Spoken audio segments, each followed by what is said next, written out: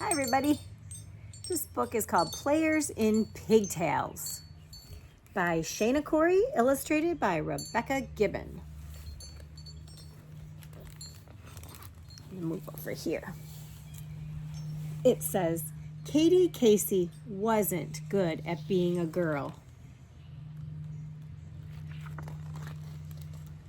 At least not the kind of girl everyone thought she should be. Her clothing was crumpled, her knitting was knotted.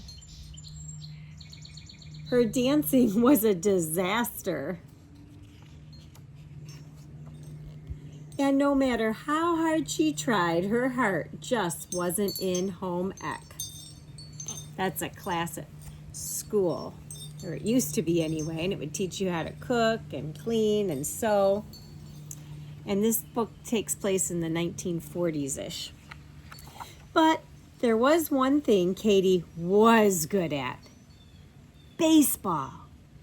Katie could catch any ball with any mitt with her eyes closed. She could hit any ball with any bat with one hand behind her back. She preferred sliding to sewing, batting to baking, and home runs to homecoming. Her parents were not at all pleased. Why not piano or painting, they pleaded. What good is baseball to a girl? But Katie wouldn't be swayed. She walked baseball, she talked baseball, she even dreamed baseball.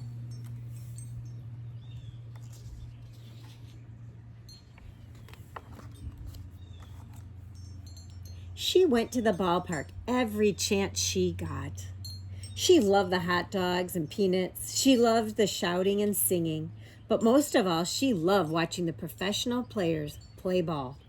Sometimes she even imagined she was one of them.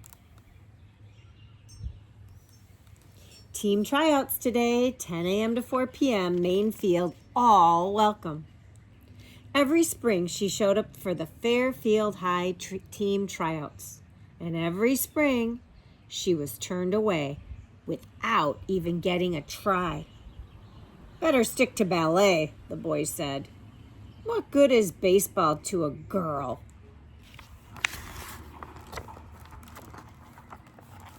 But baseball was starting to change. America was at war, and more of the country's boys, including the professional baseball players, were going off to fight. The fields were almost empty, and the fans were getting frantic. Even President Roosevelt was worried.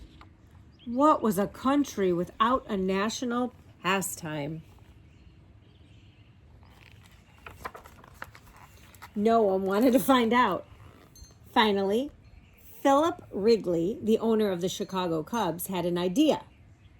If women can work in factories and even join the army, he said, why can't they play ball? Outrageous, everyone said. Girls playing baseball? No one will ever pay to see girls play ball. But Mr. Wrigley didn't listen. He sent out 30 scouts to find players for his league, the first and only girls' professional baseball league. The scouts searched high and low, near and far, and to be perfectly frank, they were flabbergasted by what they found. Flabbergasted. Have you ever heard that word? Try to use it today, meaning you're just amazed, you're confused, you're wondering, you're flabbergasted. It's a fun word to say. Try it. Flabbergasted.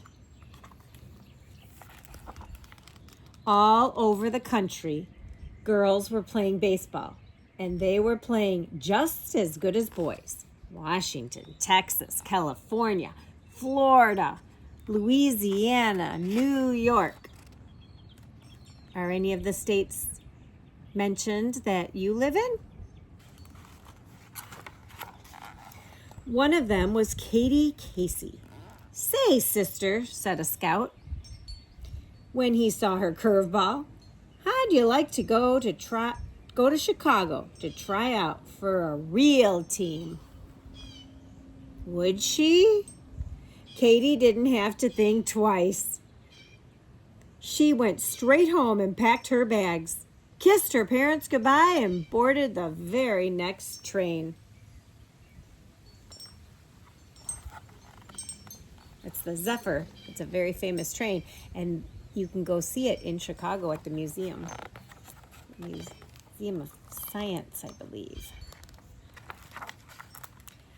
When she got to Wrigley Field, which is also in Chicago, she broke into a grin.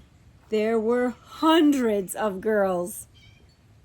There were farm girls and city girls, tall girls and short girls, girls from far away and girls from down the block.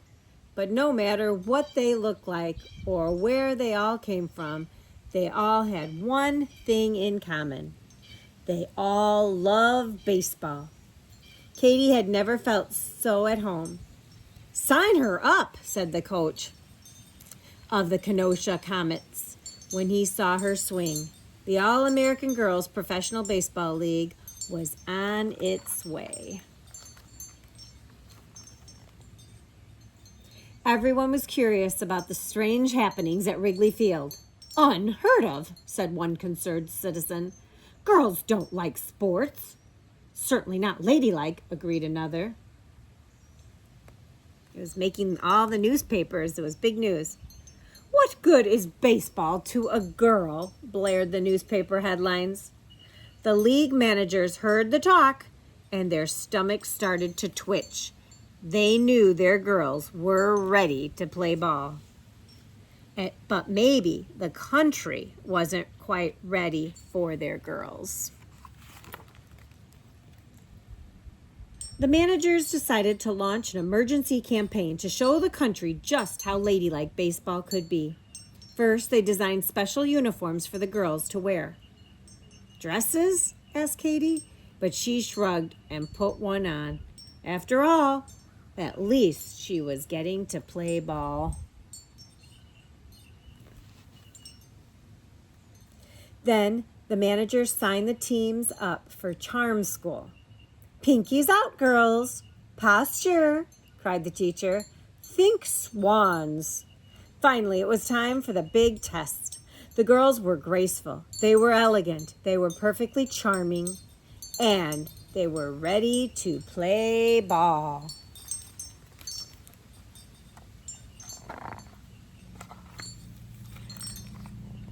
On opening day, 16 swan-like players emerged from each locker room and onto the field. But something wasn't right. Katie heard a giggling in the stands. It grew louder and louder. "Careful, you might break a nail, girls," someone shouted. "Players in pigtails?" roared the crowd. "Is this a ballpark or a ballroom?" Everyone laughed themselves silly until the All-American Girls Professional Baseball League started to play. And they played, by far, the best ball any of them had ever played. By the bottom of the ninth, the score was Rockefeller Peaches 9, Kenosha Comets 6. The bases were loaded and Katie Casey was at bat for the Comets. She stepped up to the plate and looked out at the stands. She'd been waiting her whole life for this. The pitcher threw the ball, and Katie swung. Crack! The ball sailed up, up, up into the air. Katie took off running. "It's a grand slam home run!" shouted the announcer. The crowd went wild, and Katie cheered right along with them, because for once no one was asking what good baseball was to a girl. They were all too busy talking about how good girls were for baseball.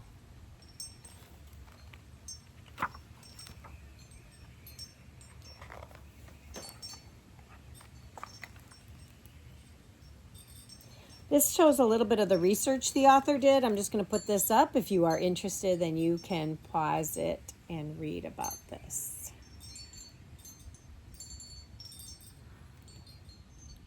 Okay, so I hope you enjoyed that book.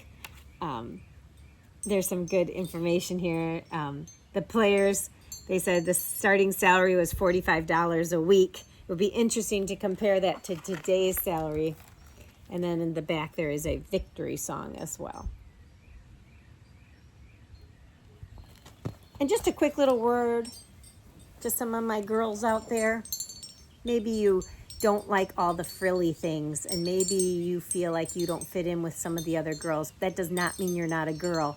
That just means you like different things, just like these girls, and that's okay. All girls don't have to like the same things. When I was little, I had a toad collection, and I had 52 toads. And a lot of the girls I knew did not care for toads and things like that. So you enjoy the things that you enjoy, and don't let anyone tell you you're not a girl because you enjoy things that a lot of girls don't. And if you're a girl that just enjoys all the girly things, that's fine too. Have a good day enjoying the things that you like to do.